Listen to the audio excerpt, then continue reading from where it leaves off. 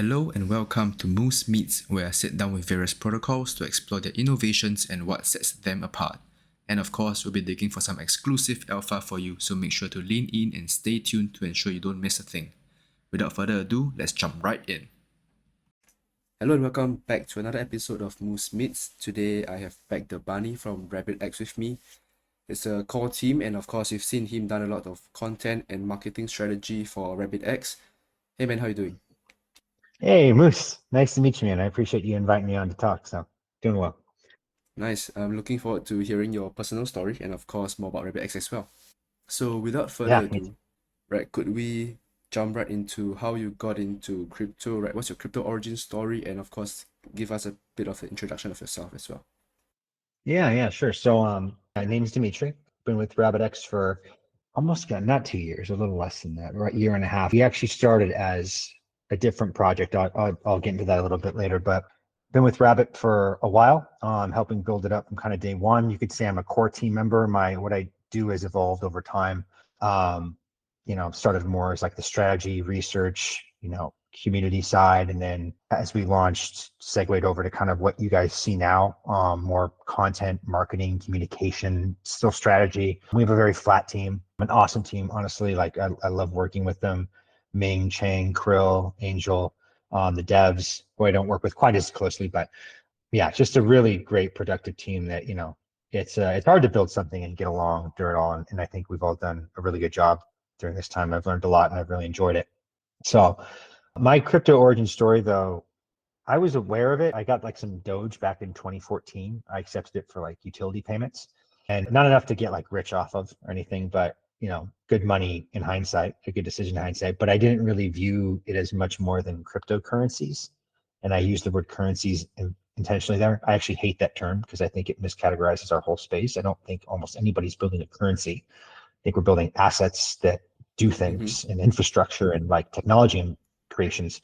And I think currency is very misleading. And in fact, it misled me because for quite a while, and I was like a tech investor, TradFi kind of fintech kind of allocations. I kind of just viewed it all as Bitcoin and Doge and whatever, and just the currencies. And I didn't view ETH any differently. I didn't understand what was going on. I kind of was just curious to learn more because I didn't think there was much more to learn. For the same reason, there's not much more to learn about the ruble versus the yen versus the dollar. Like there's reasons why they're priced differently, but they're fundamentally just currency. So at the end of the day. And then during like late 2020 or so, I learned about Filecoin just by happenstance on the timeline, back when I was more in FinTwit, not in crypto Twitter. And I learned about like what it was doing. And I was like, wait, a cryptocurrency that does like cloud storage. It's like an AWS thing. What is this? This is a real service. This isn't a currency. Then the scales fell from my ass. I was like, oh my God, this is like actual infrastructure being built here. What's going on here? And I started getting more and more into it. I really learned, what ETH is doing with smart contracts and DeFi Summer. And then I was just completely red pilled on it, like a super serious way, just, ideologically, politically, personally, technologically, it wins on every vector to me. So that was my real eye-opening event, was when I learned the utility and the infrastructure being built here. But like I said, I've been a fan for a while and I've had some for a long time, but I honestly wouldn't count myself as being a crypto guy since like 2014. I was very just passive and thought it was fun. I was more just indifferent. But then I became a true believer, I'd say late 2020. Wow, nice. Like Dogecoin in 2014, that's really, really early. I think I I remember know. yeah, I think I remember this seeing Doge probably like 2016 or 17. Mhm. It And was, and it might have been 2013. It was 2 months after it came out. So it had just come out. And I remember I had a roommate who was into Bitcoin, and we learned, he brought up Dogecoin, and, he was my early intro into it. And at the time I was like, well, this doesn't seem to be, why are these two things different? These seem kind of, the Doge meme just seems more Lindy and relevant, and I'll take this one. So it was a good decision, but comparatively, it was not a good decision. I should have taken the Bitcoin. But yeah, that's how I came about it. I had a computer science roommate, was a great sort of just curious introduction to it all. And yeah, 2 months after Doge came out, I had some. nice, nice.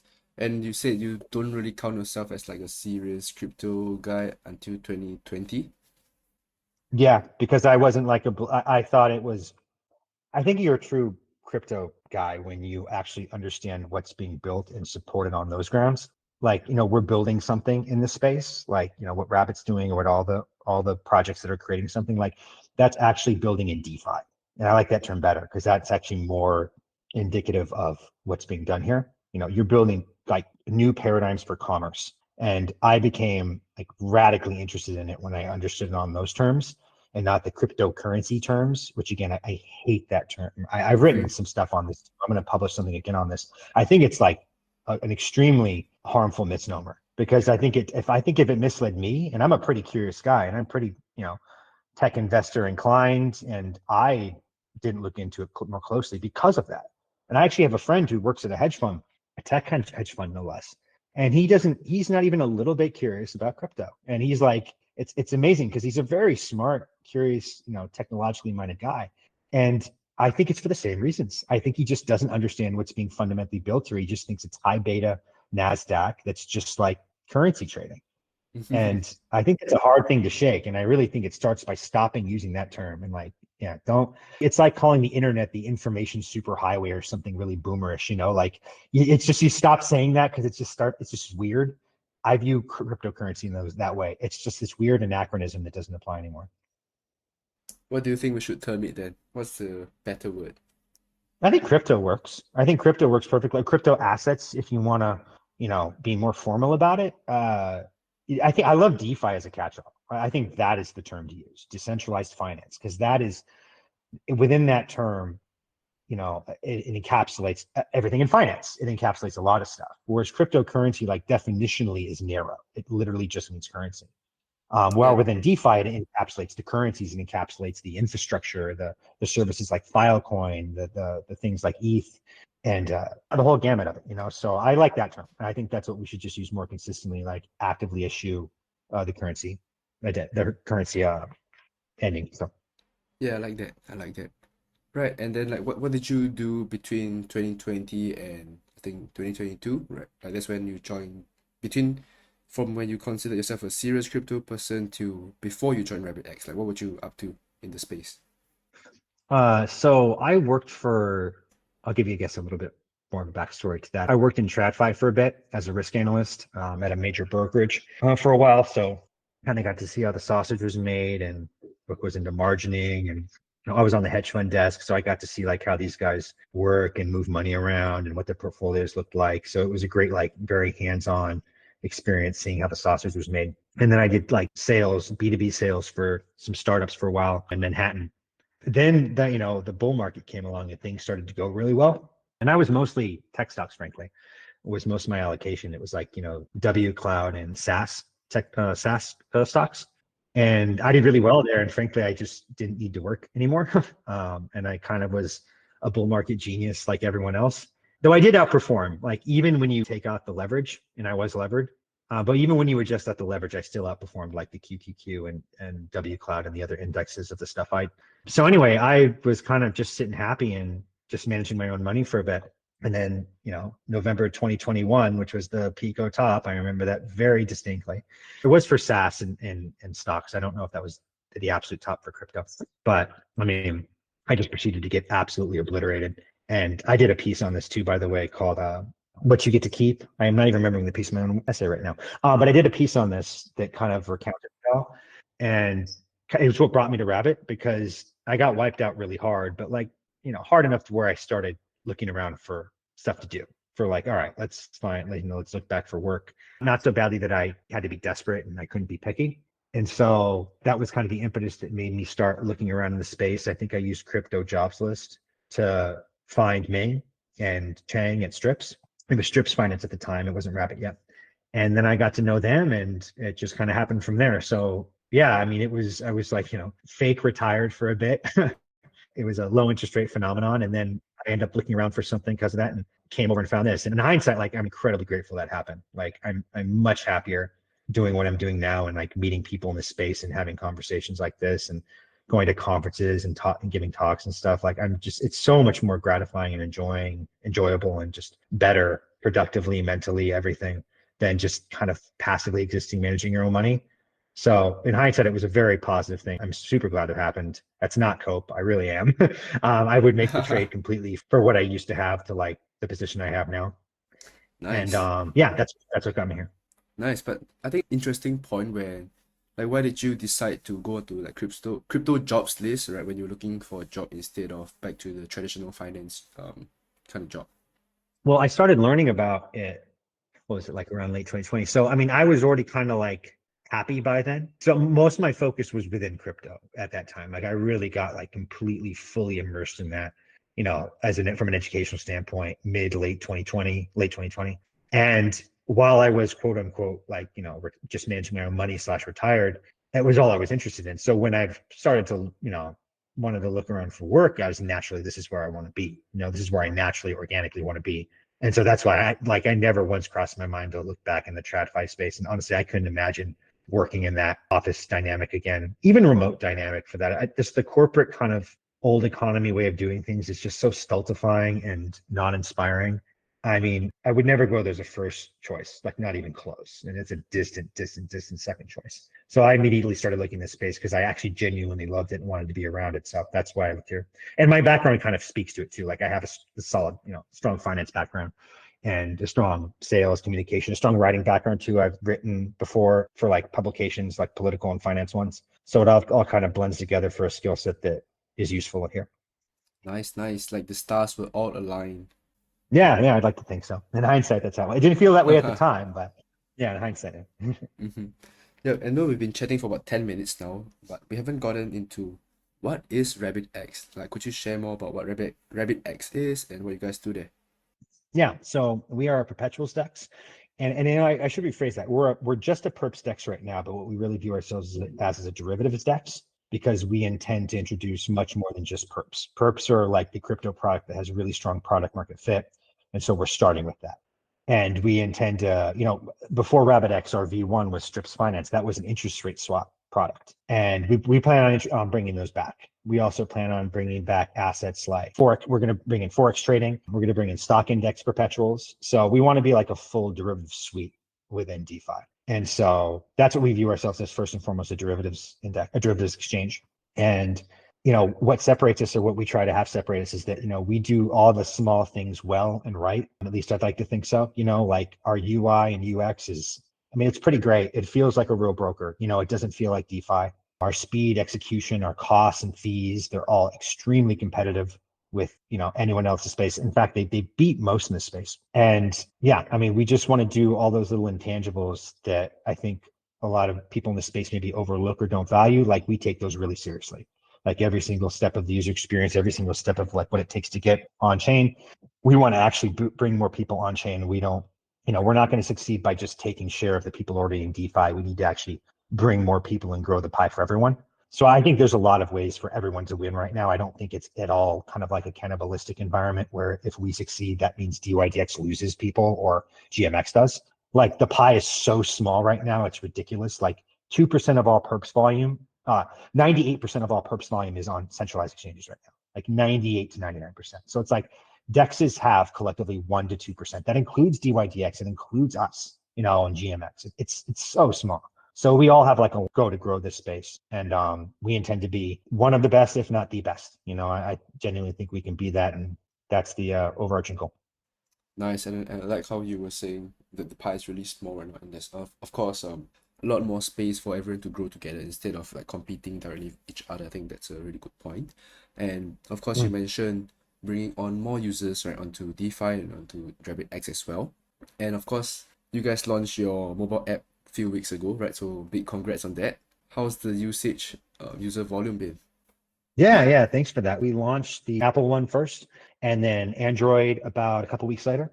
And yeah, we're looking at, I think, about 2K downloads or so right now, coming up on that, which is, I mean, I think that's pretty encouraging for a DeFi product personally, because I mean, a lot of institutional people are not going to trade on their phone. So to me, that's a lot of like actual retail use, and in the crypto space, in DeFi right now, for the amount of people in here, I'm happy with that so far. And we've gotten really good feedback on its functionality. It's kind of amazing how little bug reports I get, like in Discord or otherwise. It blows me away, frankly, that we don't have more issues than we do. I mean, I worked at a broker for a while, and there was bugs and things popping up all the time, and it's like there's so little problems that we have. So it really speaks to like how thorough our devs are and how just incredibly autistic they are with like testing, and just they're really, really meticulous.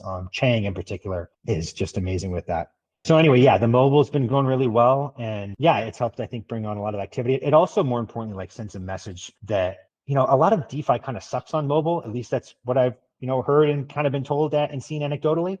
They may be treated as an afterthought, and a lot of trading and like activity in general happens on mobile, and I think it kind of shows that we're building this like a real company. This isn't like just a whatever project. Like we're treating this like a real business, and part of that is having a polished, pristine mobile app. In addition to stuff like that, too, we've also released things like fiat on ramping, which lets you onboard onto Rabbit with a credit card. And yeah, we have some third-party integrations too, like with Quant Tower and things like that. So we're trying to make this as low friction as possible to like get on chain, to start using us, and then like have a really pleasant, great experience when you do. Yeah, I think it's really nice, right? Like it's so rare to see any DeFi protocol launch their mobile apps, right? I think you could count with probably one hand or two, right? Where the number of apps that's been launched in mobile app. And I think that's a really great step forward for you guys. Like what made you guys like kind of want to come up with a mobile app like so quickly? So kind of one that like it's critical. Like even though people tend to, it seems to not be an emphasis here. I just think that's a mistake collectively on DeFi's part to like view it as an afterthought. So like we viewed it as really important. And Ming, our CEO, is a great product guy, like super great. And we're all aligned with that. And he was really forward looking with like pushing the mobile specifically and like bringing it to the front of the queue, which I think was a great idea. And then we also just viewed it all from a long-term standpoint. Again, the signaling it put out is like, we're really building something serious here. I also think there's a lot of meta value there and like a lot of marketing value that kind of shows the mentality of what we're doing. So yeah, we view it as critical. We think it's extremely important. And we also think there's like an arbitrage opportunity because so many don't do it well. And if you can shine on that, then you stick out. So I hope it's just enough for us to stick out with like a differentiated product and something that's like, wow, these guys are serious. Nice, nice. I like that. And I want to move back to your website on the web version, right? So you guys require users to deposit on Starknet before we can start using the RabbitX app, right? No, actually, all the actions that you do is done on ETH mainnet. So you're going to be sending your collateral, like you connect your any EVM wallet works like Rabby, MetaMask. I highly recommend Rabby, by the way. I love Rabby. And then you send your collateral to the RabbitX contract, which is held on chain. It's not rehypothecated. It's all held in the Etherscan contract that anyone can observe. And then the R structure right now is very similar to DYDX v3. Like multi-chain right now in Rabbit's current instantiation would mean just another chain for you to deposit collateral onto. But it doesn't mean the executions right now are happening on that chain. Okay. The order book is off chain. It's a DYDX v3 model. Eventually, we intend on bringing that sequencing and all that stuff on chain with RBX chain, kind of like DYDX's v4. We'll follow a similar path. But in the interim, yeah, multi-chain just means another avenue that you can deposit collateral into Rabbit for trading. All right, got it. Right, and of course, I've also seen it was Zero to Tom who actually shared on Twitter that you guys actually have deeper liquidity than Binance. I think it was for Bitcoin, if I remember correctly. So, yeah, there was a snapshot a Solana one. I think it was Solana. This was a while ago. Well, not a while ago, maybe like a month ago or so. I think that's what you're referring to. If there's another one he made, I can't recall that. But I mean, it's not always the case. Like, it depends the market maker uptime and what have you. But there was like a good stretch where we were looking at the order book and it was just consistently deeper on Solana than Binance on us. And we're consistently competitive too, like on Bitcoin, ETH, and with major sexes. So if we're not beating them, we're very competitive and very close to that. So we take liquidity super seriously. It's basically part of the product. It's every bit the product as much as the UI is. So yeah, we put a big emphasis on that. We have great market makers and we're always looking to add more. We just actually brought on vaults onto Rabbit, which will just add even more liquidity. And we're actually working on even more vaults right now. So Nice. I think it's a really something they should be really proud of, right? To be able to match like tier one sex's liquidity, even though like a DeFi app, right? But not many, or even maybe you guys are the only one who are able to match that kind of liquidity. We're trying. I don't want to say, by the way, that it's always better. Like I'm sure there are people hearing this that are going to want to like dunk on this or find instances where that's not the case. But there were some times when it is the case, and we found one of those and we posted about it. And we're always working to make that better and better. And we're pretty competitive with major sexes like that. So yeah, I think that's really awesome, right? And just a curious question: how do you guys have so much liquidity? Is it a mix of institutional market makers, or like is that purely from retail users?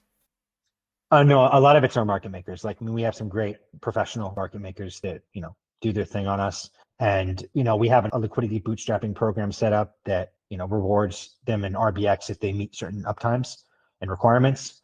So in addition to that, they make money as a market maker in general from, from trading on RabbitX. So yeah, no, there's some like pros doing their thing on us to help make the order book as good as it is. And I don't think there's any way around that. Like, you need those. You need people who treat it like a business, at least initially. Like, when we reach a critical mass to where, we have hundreds of thousands of users or something, or, however many it takes, then maybe it can exist that way on its own. But yeah, in the interim right now, the market makers are doing a great job just keeping the uptime and depth there. So other institutional traders, we have, some high frequency traders that trade on us, that they can get their fills with minimal slippage and all that. So. Got it, got it. And you also mentioned previously that you guys were introducing vaults, right? Such as I think the Fusion Automated Market Maker, FAMM, that you guys were recently tweeting about. Do you want to go a bit into that as well? Yeah, we just released that last week. I have such a bad sense of time because DeFi just moves so quickly. Like, something I did 2 days ago feels like it was a long time ago. Yeah, so that it's a way for basically you to get passive yield on Rabbit. You take your USDT, you deposit into a vault, and last I checked, the yields were pretty healthy. Let me bring them up right now. Like, they were anywhere from 40 to 60, 70% or so, depending on the Wow. market. And that's actually about the same right now. Yeah, 40, 79, 50. There are some RBX rewards included in that as well. But, a lot of that is just actual real yield, so to speak, from the vault trading on the exchange and making money or getting, maker rebates, things like that. So anyway, yeah, it's just a way for people to add more liquidity for retail to market make on an order book, which is kind of the order book is, I would just say, technically and just objectively superior liquidity. Like, there's a reason why TradFi uses it. It's better, but it requires a lot of throughput and it's hard to have that on chain. So, but one of the limitations too is retail can't liquidity provide on it, and they like that, and you can on the AMM. So this is a nice way where we can, have order book liquidity and still let you liquidity provide on it with these vault strategies and make some great yield in the interim. Right, got it, got it. And do you want to go a little bit onto the RBX token, right? Of course, you guys have launched your token a while back, and I think there's some staking rewards going on as well. Yeah, we launched last year. I don't remember the exact date, but that's been live for a bit. And yeah, we plan on introducing, so there's no staking live yet, but we are working on that for this year, probably Q2. We're still discussing like the framework of how we want those tokenomics to work. It will be staking for, have governance abilities, and it will have a revenue component to it too.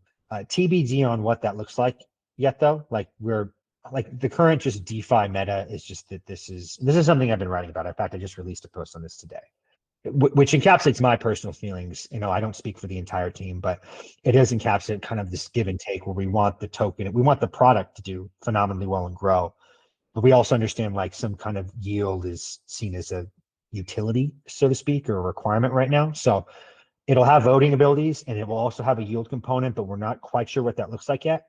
Because right now the goal is like getting Rabbit as successful as possible, because as Rabbit does well and it fundamentally is superior, with just huge user numbers and volume, that solves a lot of problems. Anyway, I don't want to get too rambly there, but that's kind of the mindset there. Staking probably Q2 of this year, I guess, is the truncated version of that answer.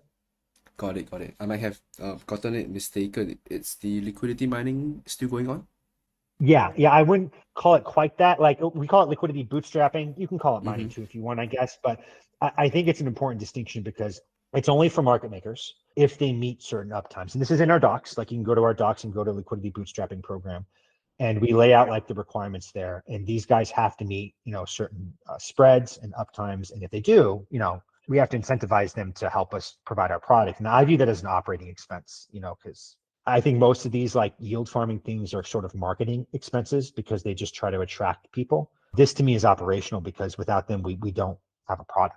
We need these guys to provide deep liquidity and a good order book. So they do get rewards if they do that, but we have pretty strict and demanding requirements of them to do so. And as we get deeper and deeper with liquidity and what have you, we'll probably scale that back. Got it. Got it. All right. And what about like community rewards, right? Like I brought up the docs as you were talking. So of course you have some of your tokens to be distributed as trading and staking rewards and airdrops for trading on RabbitX. I'm kind of reading off the docs Yes. right here. Yeah. Let me bring those up too. We had it in a Medium article as well. Yeah, I mean, it spells it all out in there. I don't know if there's anything I'd add to that. Like we have, I see where you got mining from. We use the word liquidity mining here in the docs, Yeah. which is fine. It's the thing. We have an airdrop coming up here. I don't want to quote this for sure because I've been wrong with my estimate previously and I hate misleading people.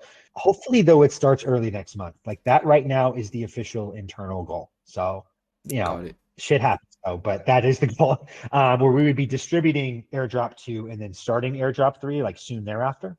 So there's an allocation in there for that. And I just want to add to like the way we do airdrops, like we're very much trying to encourage and incentivize real traders. So we have ways of like assessing genuine usage. It includes like open interest and profit and loss and some other things that if you're not being genuine and just wash trading will look weird. So we have a very holistic way of like trying to find people who are really trading. And if you violate our wash trading sort of checks, then we're not giving you money just so you can dump us and leave. Like we want to reward real people using us and have it provide value to us because we're providing value to you. And anyway, that's part of the allocation too for the RBX information you'll find in our docs. Got it. I believe the listeners of my podcast will be doing real trading and not wash trading. But for those who are, better watch out. Yeah, you better. I respect the game. Like they're just making money, but at the same token, they're just openly parasitic and mercenaries. And it's like, all right, well, it's a tired game. And I'm kind of dubious on the efficacy of airdrops at all. I don't think they work, to be frank. We're gonna do one more, and we've done one very small one, and we're gonna do this one, but set up in a way again that tries to really catch and give it to real traders. But I just can't think of a product that succeeded because of its airdrop. I mean, can you? Like all the blue chips or all the successful products got that way because they were first movers or they did something really right. But is GMX a success because it did a huge airdrop? DYDX, I mean, because of an airdrop, is anyone like any of the winners that way? Or is it just like, all the ones that do these huge airdrops are like literally like the hot girl for a month or so, then completely forgotten about. And I just think it like really speaks to only myopic short-term mindsets that fosters myopic short-term activities and it doesn't build long-term behaviors that as a project you should want to cultivate. So we're trying to have it set up that way because I just think the current model is not very compelling and it's just this blatant round robin of parasitism. Got it. Understood. And moving on to the next segment right now, what is the long-term goal for RabbitX? Like you mentioned lots of things earlier included in your roadmap, right? But what's the long-term goal for RabbitX as a whole? I mean, the long-term goal would be to be the most dominant and best derivatives DEX in both DeFi and TradFi. Right? That genuinely is the goal. Like, certainly in DeFi, and I think DeFi will increasingly become more and more the paradigm that matters. So if you can dominate and win this arena, you could become the very best. So that's the overarching goal. But I think one that's more medium term that's feasible is to become the best DEX in DeFi, the best derivatives DEX, and then kind of build and iterate that brand value and that infrastructure more and more. We'd like to kind of become a liquidity base layer of sorts. We're trying to do that actually with a recent partnership we just announced with Blast Futures, which is a DEX that's on a BFX, which is a DEX that's launching on Blast. It'll be a perps DEX there, and all of its trading activity goes to our order book. So the order book is shared. So you could almost view this as a way as Rabbit going multi-chain, frankly. It kind of is because all this activity is being routed our way. And having Rabbit be a liquidity based layer, like a white label resource of sorts for liquidity and other infrastructure, I think that's how you become a platform. And in the tech world, the platforms accrue like all of the value. It's the things that you can build upon. And when kind of the metric for being determined a platform, like in the tech world and the tech investing, is when the value built on top of you is greater than your value. So like the market cap of all the companies on top of you is greater than your own market cap. That's when you truly become a platform. So I think that's an interesting side goal for us, if not a main goal, that we're trying here with the BFX partnership. And then we want to iterate and go from there and see if we can become like a piece of like liquidity infrastructure, so to speak, in addition to being just the best DEX you can find. Nice. I think that's really interesting and huge congrats to you guys. Yeah, thanks, man. Right, and what else could we expect in 2024? Like are any of the mentioned roadmaps, like such as bringing on Forex, commodities coming up in 2024? Yeah, so we have more vaults coming. We just released them last week. We released a lot of stuff at the end of year last year. And for this year, commodities like gold, oil, things like that, forex trading, and stock perps trading, I feel reasonably confident like at least one of those will happen. I hope all of them will happen. More vaults are definitely happening. We released a quant tower integration. You'll probably see more third-party integrations with us. And then from there, Rabbit's RBX staking, you will see variations of that this year, and it will continue to iterate and grow.